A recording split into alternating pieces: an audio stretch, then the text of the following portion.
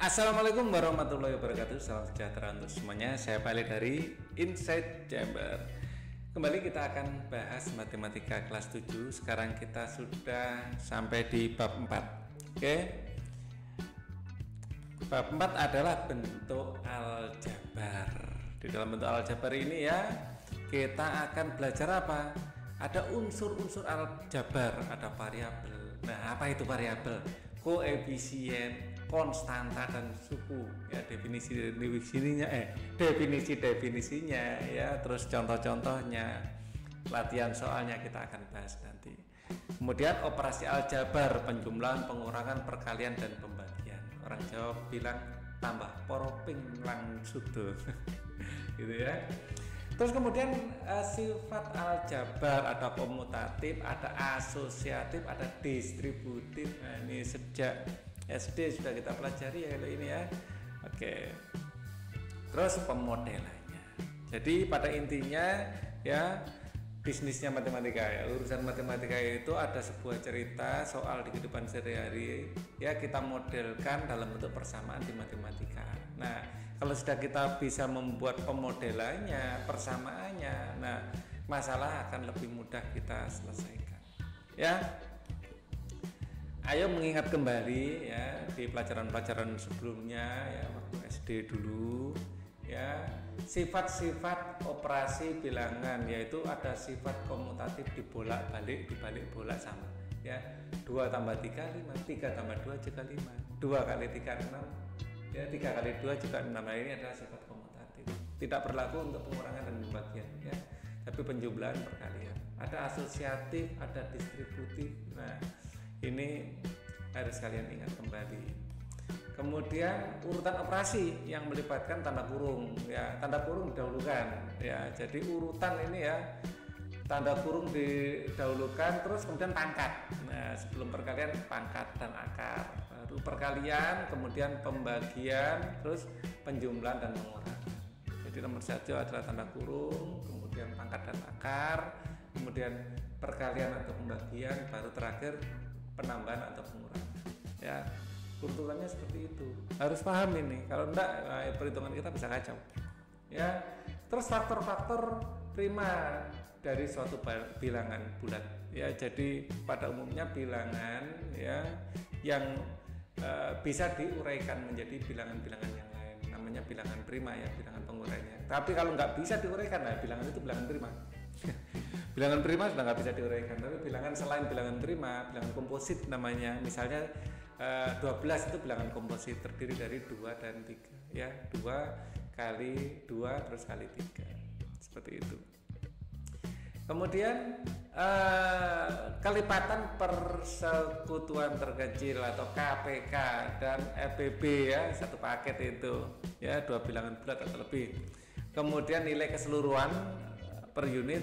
Nah, terus luas, keliling, bangun seperti segitiga, segi 4 ya, segi banyak. Nah, rasanya kalian sudah kebanyakan sudah paham lah gitu ya. Kita lanjutkan aja unsur bentuk aljabar. Ini kita mulai dari soal cerita, kita baca ya. Suatu hari Nyoman menyusun suatu pola yang membentuk gabungan persegi ya. Susunan pola persegi tersebut disusun menggunakan korek api ya. Di sini adalah susunan bentuk korek apinya. Nyoman memberikan tantangan kepada Arif. Ayo Arif, bisa nggak untuk menghitung banyaknya korek api yang digunakan ketika diberitakan suatu pola tertentu dengan cepat. Arif berhasil menemukan jawabannya dan dapat menjawabnya tanpa perlu menghitung satu persatu korek api tersebut. Mari kita cermati lebih dalam mengenai pola persegi dan jawaban Arif menggunakan tabel di bawah ini.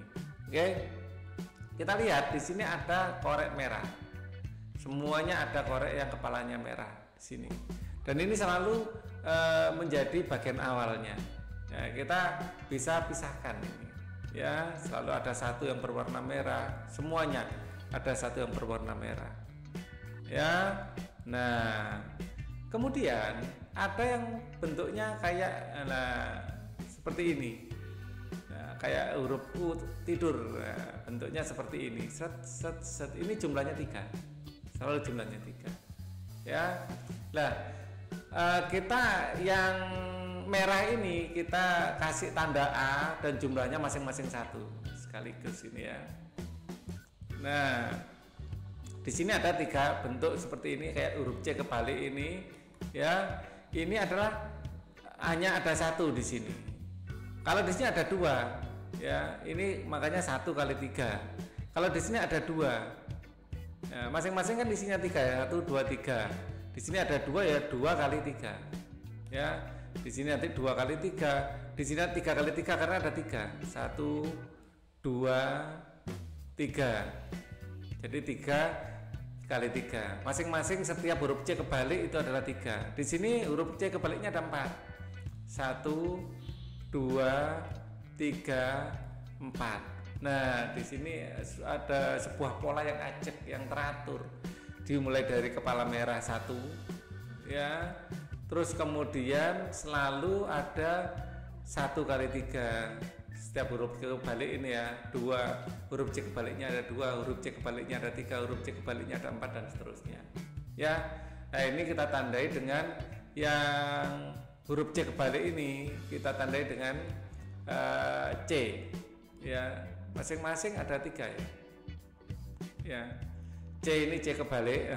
A ini adalah kepala merah dan B itu jumlah dari C kebaliknya. Ya. Di sini jumlah C kebaliknya 1. Di sini jumlah dari C kebaliknya 2. Di sini 3, 4 dan seterusnya.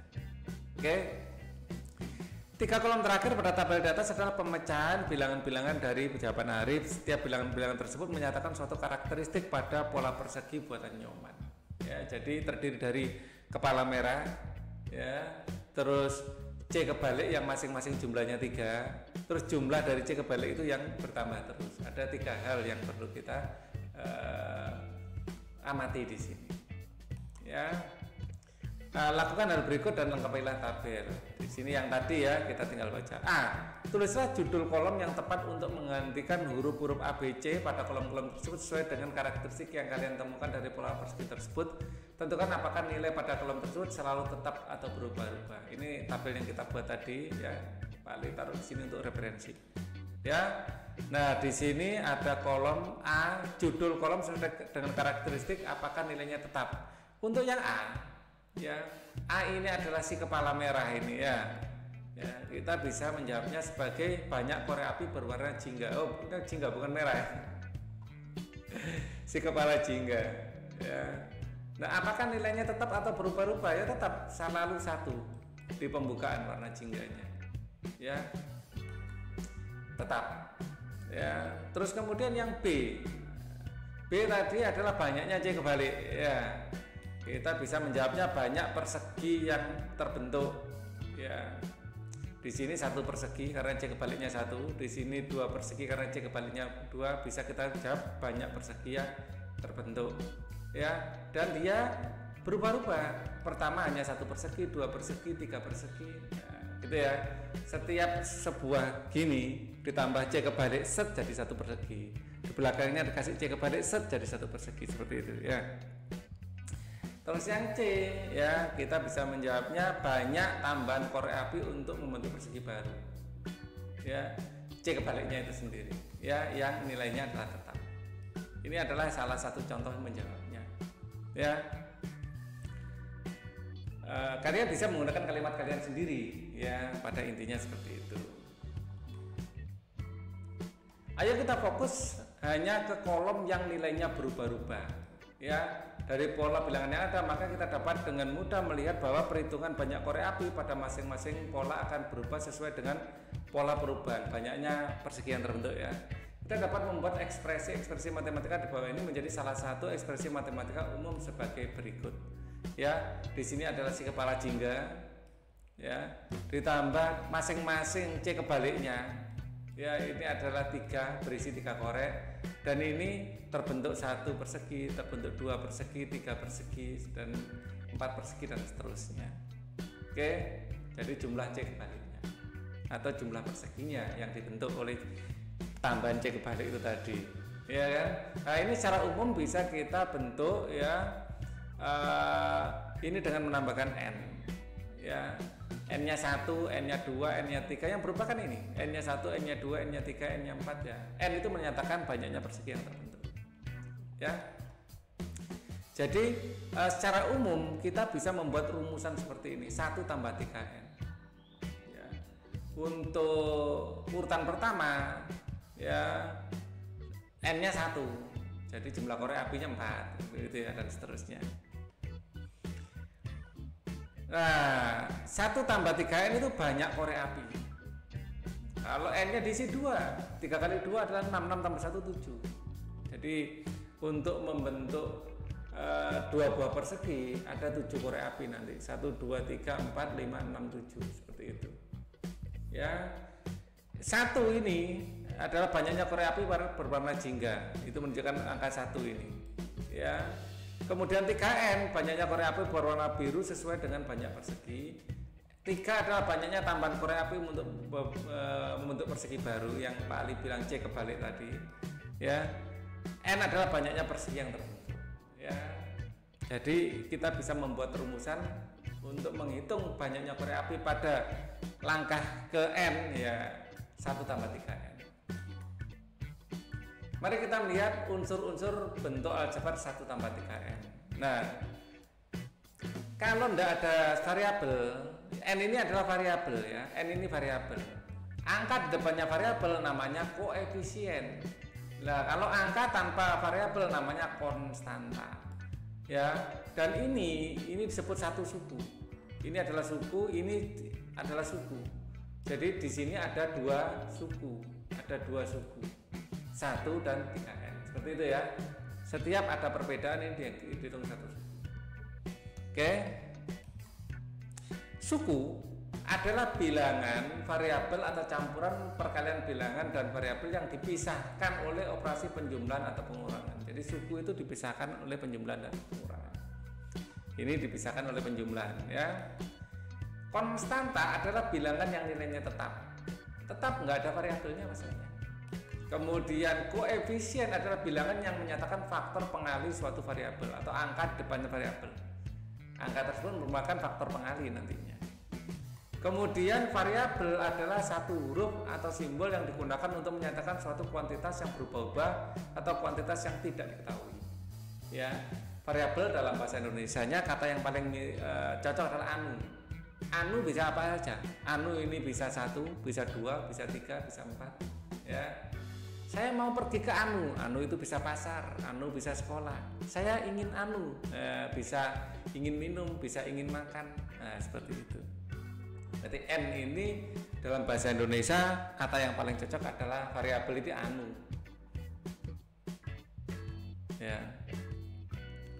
anunya kok anu, makanannya kok enak, kan gitu ya. Ayo mencoba. Jika kalian mendapatkan tantangan dari Nyoman, ayo gunakan bentuk aljabar yang telah diperoleh pada kegiatan eksplorasi 4.1 untuk menjawab pertanyaan Nyoman. Berapa banyak korek api yang digunakan untuk membuat pola persegi pada eksplorasi 4.1? Kalau ada 5 persegi, ya, maka ya kita akan gunakan rumus ini. N-nya kita masukkan aja 5. Ya, jadi kalau ada 5 persegi, N-nya berarti sama dengan 5. Banyak korek api adalah 1 tambah 3 kali 5, yaitu 3 kali 5 adalah 15. Nah, ini harusnya 15 kok Pak Ali tulis 16. 15 tambah 1 baru 16. Maaf, ini salah ketik ini Pak Ali. Nah, ini harusnya 15 ya. 3 kali 5 adalah 15. Nah, 15 tambah 1 jadi 16. Seperti itu harusnya. Ya. Berikutnya, kalau N-nya 10 bagaimana? Kalau N-nya 10 tinggal ganti. N-nya di sini diganti angka 10. Ya, berarti 3 kali 10. 3 kali 10 adalah 30, 30 tambah 1 31. Satuannya korek api ya, 31 korek api. Kalau ada 33 persegi, ya berarti N-nya 33. Banyak korek apinya adalah 3 kali 33. 33 kali 3 adalah 99 tambah 1 adalah 100. Ada 100 korek api. Seperti itu ya. Mudah kan? Oke. Ayo berpikir kritis. Berikut ini adalah informasi mengenai pelakalian yang dinyatakan dalam variabel. G, banyak guru sekolah. M, banyak guru matematika di sekolah.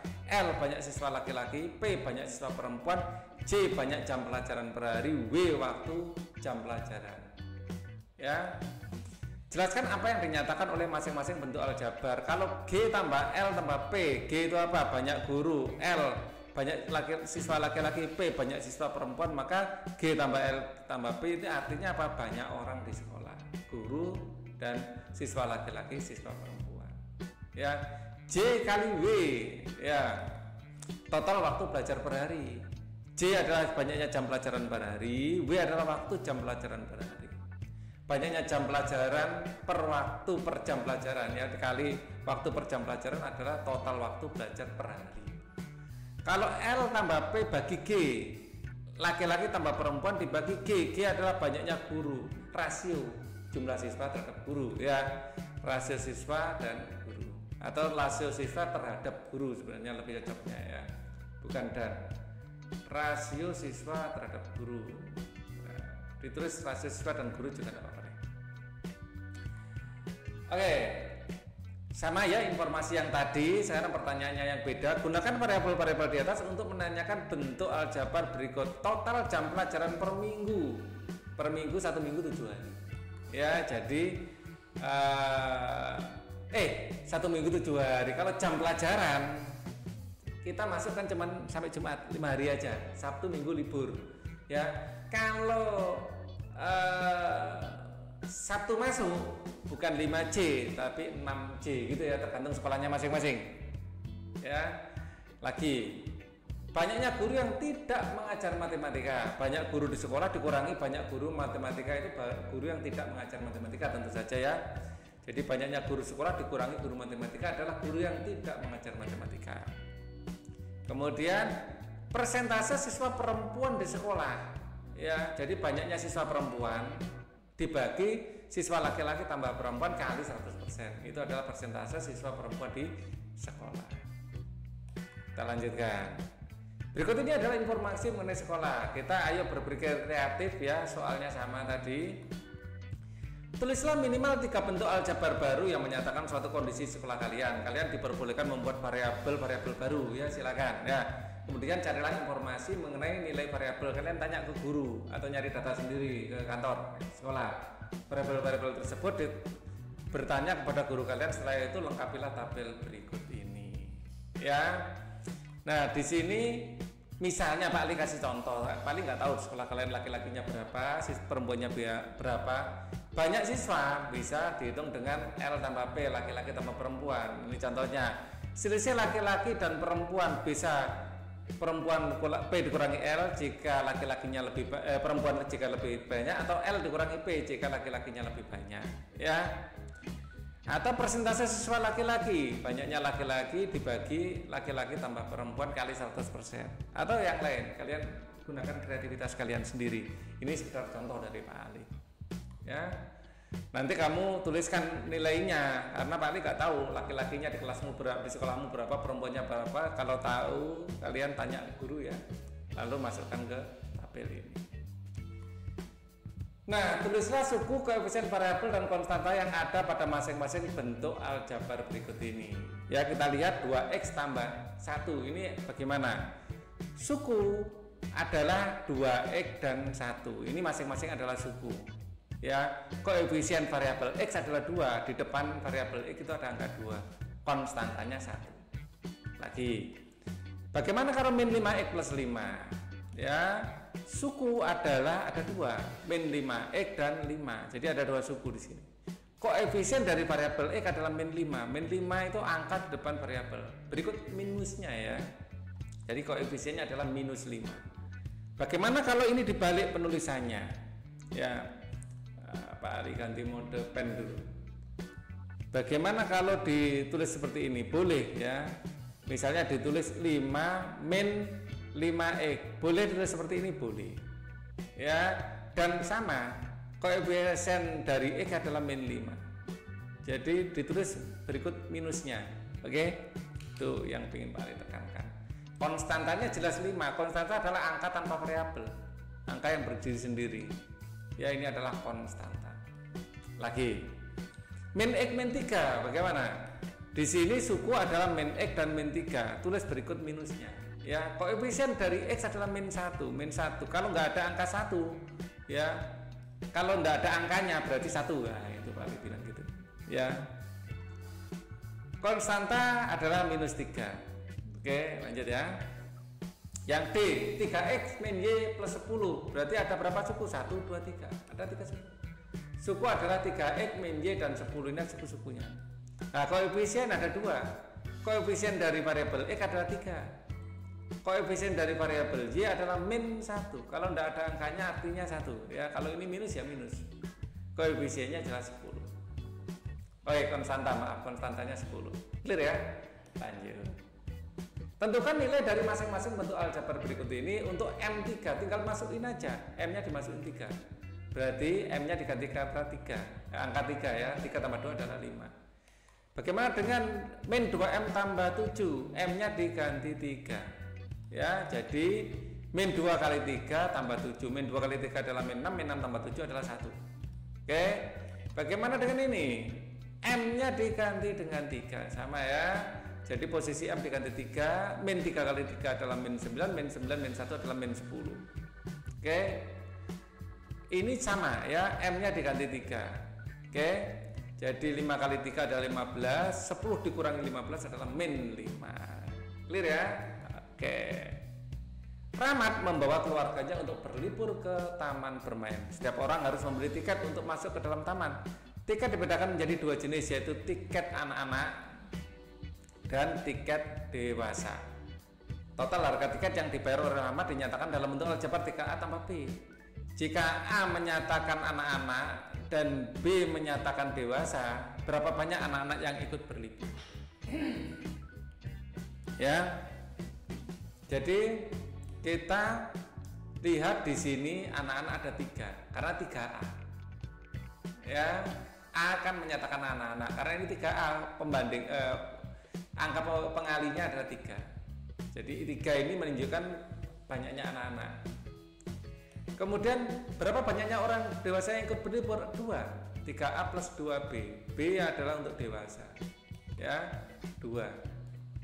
Kemudian jika harga satu tiket anak-anak adalah 20.000 untuk anak-anak dan untuk dewasa adalah 30.000, berapa total harga tiket yang perlu dibayar oleh Rahmat dan keluarganya untuk berlibur ke taman bermain? Ya, maka dengan rumus 3A plus B ya kita substitusikan. Ya, jadi 3A plus B. Pak Ali kadang-kadang salah naruh angka. A ya, ini 3A plus 2B ya. Jadi A-nya adalah 20.000 harga tiketnya itu. Ya, anak-anak 20.000 ini adalah A. Ya, dan ini adalah B-nya. Oke ya. Jadi 3 anak kali 2.000 dan 2 orang dewasa kali 30.000. Ya. 3 kali 20.000 adalah 60.000, 2 kali 30.000 juga 60.000, kan total 120.000. Dikasih RP ya. Dan 00 ini adalah bagaimana cara kita menulis uang. Ya. 2 angka di belakang koma ini sen. Oke.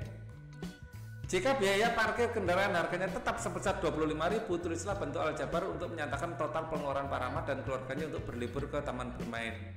Ya, jadi ditambahkan. Ya, jadi ditambahkan. Jadi B adalah 20.000 A dikali 30.000 B tambah 25.000. Ya, kalau mau dihitung ya tinggal tadi ya 120.000 tambah 25.000. Seperti itu angkanya. Secara konsep seperti ini, secara rumusnya seperti ini. Ya, untuk kasus keluarga Pak Rahmat tinggal tambahkan. Ini tadi kan sudah kita hitung 120.000. Jadi tulislah bentuk aljabar yang menyatakan pengeluaran ya bentuk aljabarnya seperti ini. Kalau nilainya maka pengeluaran atau B ya sama dengan ya 120.000 ditambah parkirnya 25.000 ya. 25.000. Kita jumlah maka ini 0 0 0 5 4 145.000 ya. Ini uang yang dikeluarkan oleh keluarga Pak Rahmat untuk biaya tiket dan parkir seperti itu ya. Nah, karena ini adalah uang, jangan lupa dikasih Rp ya, koma 00 seperti itu. Ya, kita lanjutkan. Cakra, cakrakan ya. Cakra pergi ke toko sembako untuk membeli minyak goreng, beras dan tepung terigu. Jika 1 liter minyak goreng adalah 14.500, 1 kg beras adalah 10.000 dan 1 kg tepung terigu adalah 15.000. Buatlah bentuk aljabar yang perlu dibayar ya. X itu untuk minyak goreng, Y untuk beras dan Z untuk tepung terigu. Maka bentuk aljabarnya adalah ini. Harganya minyak goreng dikali jumlah minyak goreng ya, harganya beras dikali banyaknya beras, dan harga dari tepung terigu dikali banyaknya tepung terigu. Gunakan bentuk aljabar bagian A. Berapa jumlah uang yang perlu dibayar oleh Cakra jika membeli 2 liter minyak goreng, minyak gorengnya 2 liter ya, kemudian 3 kg beras, ini ada 3 kg nanti ya, ini harga berasnya ya, dan 2 kg tepung terigu, Z-nya diisi 2 nanti dengan dikalikan dengan harganya, maka akan dapat 14.500 kali 2 tambah 10.000 kali 3 tambah 15.000 kali 2, hasilnya adalah 89.000. Dikasih Rp dan koma 00 untuk uang. Oke. Kemudian gunakan bentuk aljabar pada bagian A. Berapa jumlah yang perlu dibayar Cakra jika membeli 2 liter minyak goreng dan 3 kg tepung terigu? Berarti dia tidak tidak beli minyak goreng ya, tidak beli beras. Ya, hanya minyak dan terigu. Ya, jadi tempatnya beras kita isi aja angka 0. Ya, 4 liter minyak goreng dan 3 kg terigu. Maka ini hasilnya akan 0. Yang lain dikalikan, terus dijumlahkan. Hasilnya 103.000. Oke. Huruf X digunakan untuk sebagai variabel ya. X ada variabel yang menyatakan banyaknya kubus dalam sebuah kantong kertas. Pasanglah dengan tepat bentuk aljabar di bawah ini. Kita mempunyai 1, 2, 3, 4. Yang cocok dengan ini ya, yang cocok dengan ini adalah 4x plus 2 ya, karena di sini ada 4, 1, 2, 3, 4, terus kubusnya ada 2. Kalau ini pasti 2x plus 4 ya, jadi 2x plus 4 karena ada 2, yang ini yang kantongnya dan 4 kubus. Lagi di sini 2x plus 1, 2, 3, 4, 5. 2x plus 5. Di sini 1, 2, 3, 4 berarti 4x ya, plus 1, 2, 3, 4, 5 plus 5. Seperti itu ya. Lanjut. Berikut ini adalah daerah segi 4 yang dikelilingi oleh ubin. Ada ukuran 1, 2, 3, 4. Kalau kita hanya satu ubin, hanya satu segi 4, ubinnya ada 1, 2, 3, 4. Ya, kalau ukuran 2 kali 2 maksudnya ya. Di sini 2, ke sini 2, ubinnya 1, 2, 3, 4, 5, 6, 7, 8. Kalau di sini 3 kali 3, 3 di sini 3. Ubinnya 1, 2, 3, 4, 5, 6, 7, 8, 9, 10, 11, 12. Ya, sekarang pertanyaannya A, deskripsikan dalam bentuk kalimat tentang banyak ubin yang digunakan untuk membentuk daerah segi 4 pada setiap ukuran di atas. Banyak ubin adalah ukuran persegi dikalikan 4. Ya, kalau 1 ya 1 kali 4, 2 kali 4, 3 kali 4. Sudah kita hitung tadi 12 ya. Nah, ini kalau kita hitung tadi, Pak Ali ilustrasikan biar kalian lebih paham. Kalau kita hitung ini ada 1, 2, 3, 4. Jadi kalau satu ubin adalah 1 kali 4 ya, nah, bukan N, 1 kali 4. Kalau ini 1, 2, 3, 4, 5, 6, 7, 8. Kalau ukuran 2 ya, ini adalah 2 kali 4. Kalau ukuran 3 kita hitung 1, 2, 3, 4, 5, 6, 7, 8, 9, 10, 11, 12. Ini adalah 3 kali 4. Sudah kelihatan ya gambarannya. Nah, kita lanjutkan sekarang. Kita lanjutkan.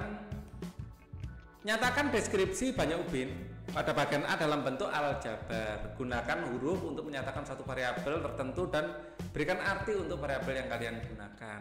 Ya, misalnya X menyatakan ukuran persegi, maka ukuran ubin adalah 4X. Ya. Jadi X ukuran 1 ya 4 kali 1. Ukuran 2 ya 4 kali 2. Ya, ukuran 3 4 kali 3. Seperti itu. Berapa banyak ubin yang digunakan untuk membentuk ukuran 10? Ya, kita gunakan rumus ini.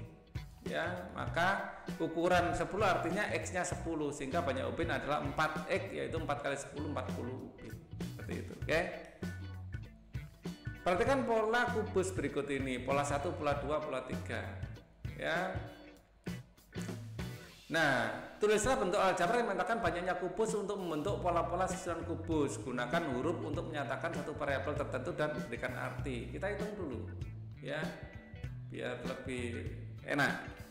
Untuk pola 1 kita butuh berapa? 1, 2, 3, 4, 5, 6, 7, 8. Kita butuh 8, ya. Untuk pola 2 kita butuh 1, 2, 3, 4, 5, 6, 7, 8, 9, 10, 11, 12. Kita butuh 12. Untuk pola 3 kita butuh 1, 2, 3, 4, 5, 6, 7, 8, 9, 10, 11, 12, 13, 14, 15, 16. Nah, ini adalah polanya.